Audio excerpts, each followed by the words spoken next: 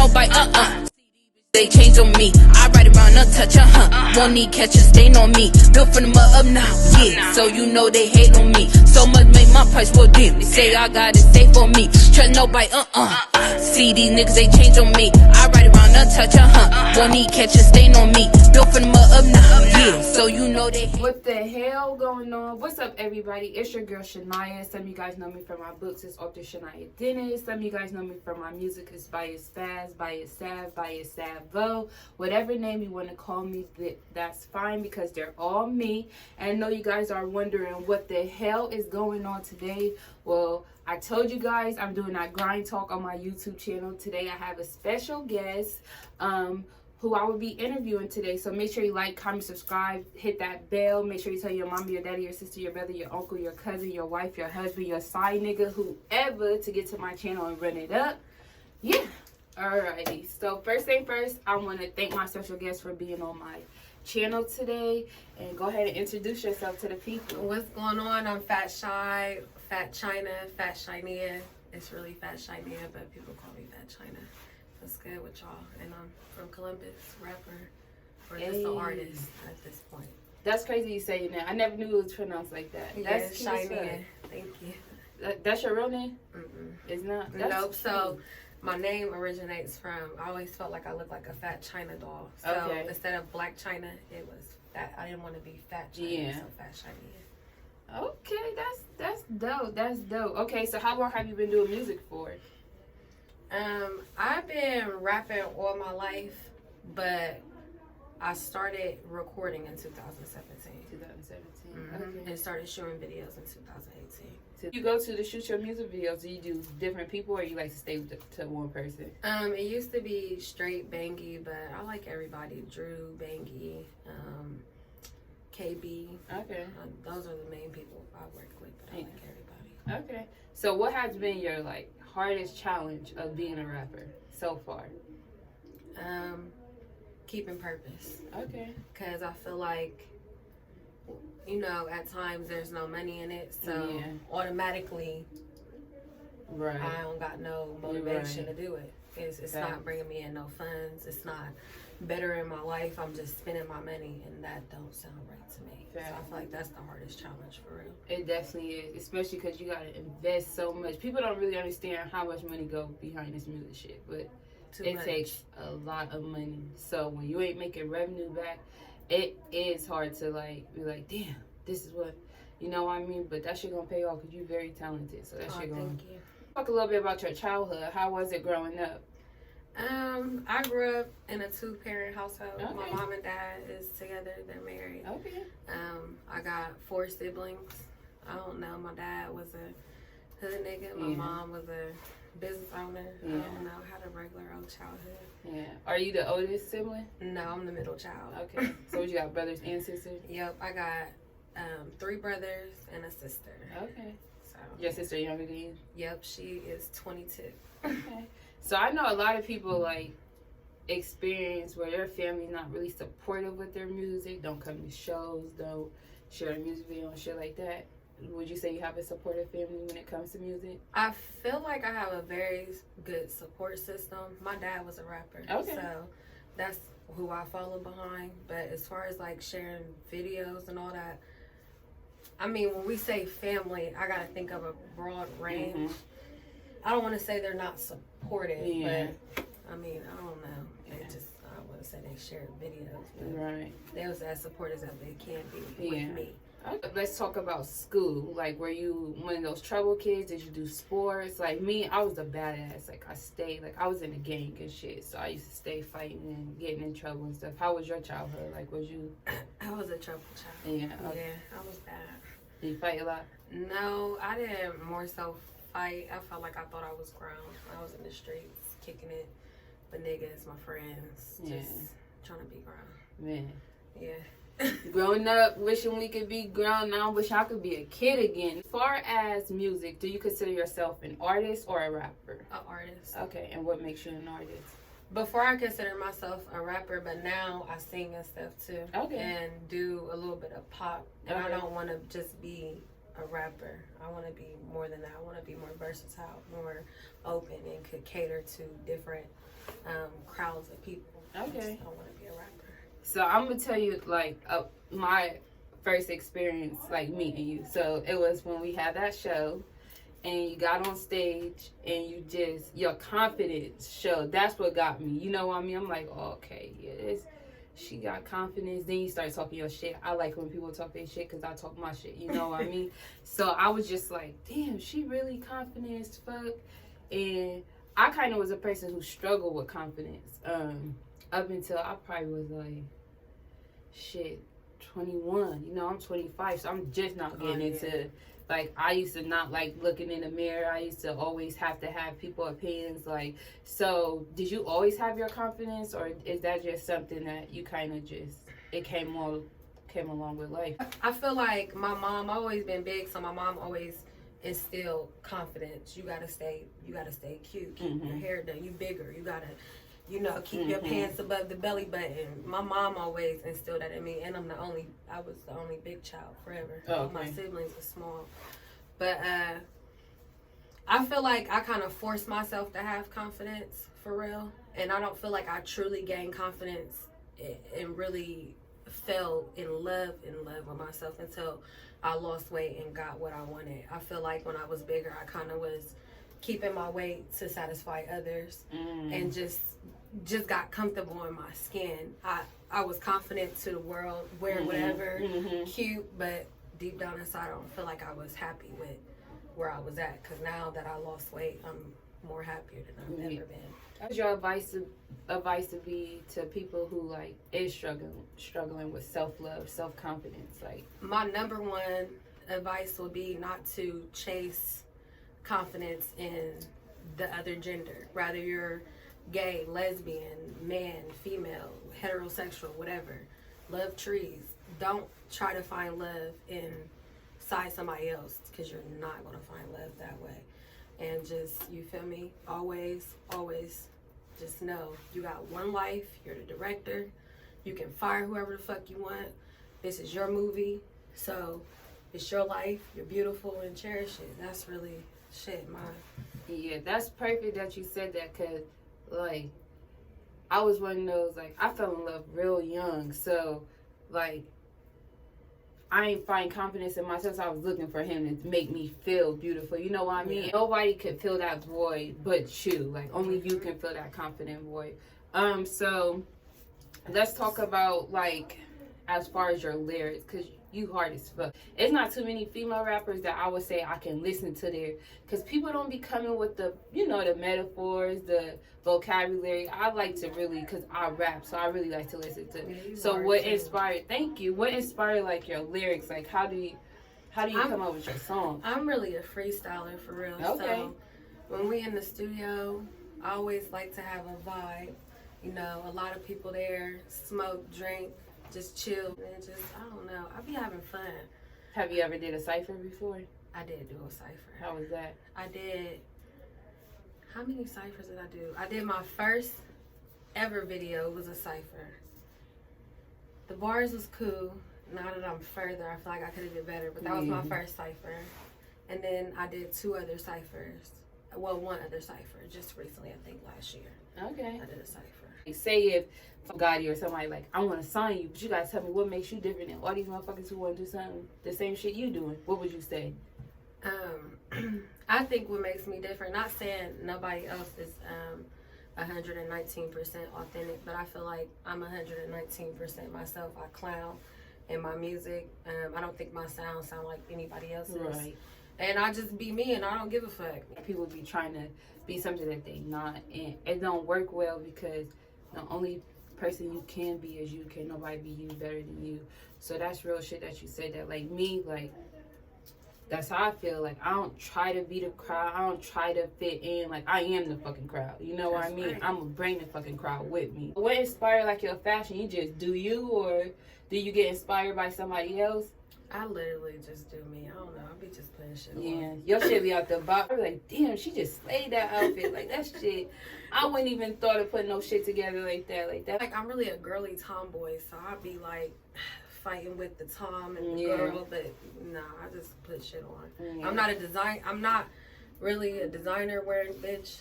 One designer hat. I'm not into that. So rather it's Walmart, rainbows, forever, fashion. I don't give a fuck. I'm gonna put that shit on. Hell yeah, that's how I am. I'm gonna make a motherfucking $15.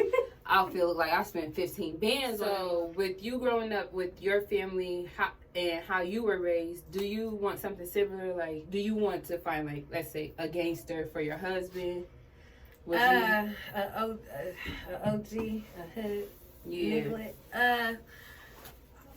I'm attracted to that. Yeah, I can't even lie. My dad is one, so naturally I'm attracted to that. I don't think nothing's wrong with having a hood husband. You know, my dad was a great father. Right. But that shit ain't meant for everybody. So yeah, it's a lot that come with that shit too. Like, it is a lot that come with it. But I just feel like I've been kind of raised around thugs my whole life, you know what I mean? And then ain't nothing like a thug. I get money, thug, hood nigga. Love you, right? How many kids do you want? 2 at the most. 2? Like a boy and a girl? Yeah. Okay. Do you want to be married first, or marriage is not even, because marriage is not as important to some people as people make it seem? I want to be married first. That was the idea I had, but now it's like, marriage just everything is God's plan. So I'm gonna just roll with the punches, but in my mind I wanted to be married before I had children. Speaking on children, and the reason I'm asking, because this is like a real like heavy question, and it's kind of something I've seen on the internet, and it went kind of viral. People feeling one way, people feeling, so I'm like, this is a good topic. How do you feel about abortions? I feel like I'm pro-abortions because I feel like I have no say in your life. Right. I feel like everybody's not ready to be a mother. Right. You know, and there is situations that women go through that they need to abort a baby. So I do want to kind of touch base on what you said, and I'm not here to do anything but encourage people. It's a lot that do come with motherhood, and it is a lot. Fatherhood too, but y'all gotta get out here and take care of y'all kids. Love on y'all kids, because y'all the only people outside of themselves is who gonna love them fully. And a lot of people, like, I know people, like, people in my family didn't have their mom around, you know what I mean? And it's still fucking with them today. Like, they never healed fully. Like, they're still living from childhood traumas. Do you feel like you have any childhood traumas that you have yet overcame? Yeah, I still feel like I live with childhood trauma. Yeah. I feel like I still live with traumas from a lot of things. I feel like I never properly healed, but we get over it, we move on. Because I feel like Black mental health matters. Yeah. I feel like in the Black community, you know, specifically because I'm Black, I feel like we're kind of pushed to say fuck our mental health. You got to get over it. You got to keep working. You got to keep going and say fuck taking care of you. So I feel like I never truly healed, but now that I'm older, take the time to heal, get help if you need it. Counseling, I definitely do. I definitely have. I definitely will get that help, because if you don't heal, you're gonna be stuck. Yeah. Forever. And mental health definitely is important. Like, and I do want to touch base on people who is going through mental health shit. And then people who's not, you got to check on your people's, like, because life get real sometimes. Like, my brother was just murdered. You know what I mean? Like, I cry about that shit every day. But at first, I was kind of letting that shit. I wasn't talking to nobody about that shit. I'm just letting that shit consume me. It was making me angry so bad. Like, it was, I couldn't sleep at night. I couldn't eat. It was just a lot. I lost a lot of weight and shit. So I do want to say mental health is definitely important. If you don't have anyone, hit me up.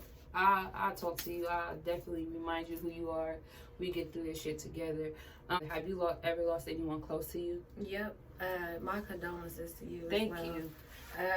I just recently, last year, lost my grandmother. Yeah, my condolences. Thank you. I was like, grandmas, you have a good grandma. That's like your second mom from God. That was my second mom. And I turned into an alcoholic. Yeah. For sure. I lost plenty of family members. I can keep going. Uncles, whole bunch of cousins. Yeah. You know. So with the loss of family members, loved ones, or just shit that we go through in everyday life, outside? I know you say you turned into drinking, but is your music something that you use to heal? I feel like my music has always been a coping mechanism. Okay. And like how you get tattoos and piercings, it's always been a sort of a coping mechanism. You know, you go in the studio, you getting fried, you getting drunk. You feel me? It's always been something to make me happier and get my mind off of things. But something else that also helped me with losing anyone is just telling yourself they're not lost. First of all, I learned that when my grandma died in church, that the people we love are not lost. We know where they're at. They're in heaven, hopefully. Fingers crossed. They're in heaven. And, you know, you can't be selfish, and you got to know they're in a better place. And we're all going to die. That's the promise. Which is easier said than done, especially when you lose someone to, like, okay, like, when I lost my dad, I was definitely very hurt, I should say, because it was like, damn, what the fuck, I only got 19 years with my dad, and my dad was mine. Like, I'm blessed. God blessed me with the parents I have. So, but then it's like when I lost my brother, it was different because my brother was murdered. You know what I mean? He got killed, and then he got taken from me. So I was very, very angry. So the reason why I'm speaking on this is because I know I'm not the only one who's going through this. Like, unfortunately, that's just the world we live in. People is getting murdered left and right. I just want to quickly just tell people who is going through that, don't let that anger consume you, because it will turn you into a monster. It will have you thinking about things that you never thought about. But I want to touch base on what you said about where we go is like the afterlife and things. Do you believe in like mediums and psychics? Yeah, I do. Okay. Have you ever reached out to one? Yep, I have got a reading before. Okay. Twice. And how did the reading make you feel? Did it help you? Did it make you feel worse? Was it what you wanted to know? It actually helped me, and it made me feel better, but in a sense, kind of worse, because the shit she was telling me, I knew. Yeah. Like she's talking to me. Yeah. I know I shouldn't be doing these things, but the shit to get past it and the advice they have to get past that and what you need to do to better your situation or whatever she told you your problem is. That shit is emotional. It definitely is. So I only ever reached out to a medium, a psychic. I think she was a psychic. She said she was, because it's a difference between medium and psychic. Which I actually about to interview a medium. So make sure y'all stay tuned for that, because I'm asking her all the questions. That's gonna be super juicy. So as far as like mixtapes, albums, do you have anything coming out?